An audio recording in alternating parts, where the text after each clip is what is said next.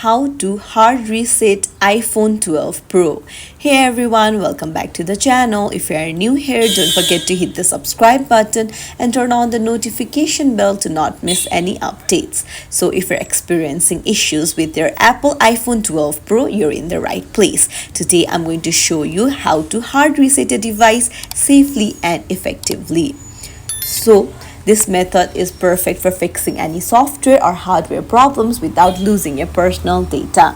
So first things first, find the volume up and the volume down button on the left hand side and the power button on the right hand side. Now quickly press and release the volume up button, then the volume down button, and now hold the side button until the screen goes black. Ignore the slide to power off prompt, and then keep holding until you see the Apple logo and then let it go.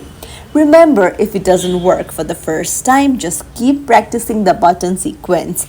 That is, quickly pressing on the volume up button, then the down button, and holding the side button.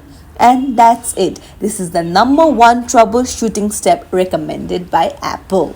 If you found this video helpful, please give it a thumbs up and subscribe for more tips and tricks. Thank you for watching. See you in the next video.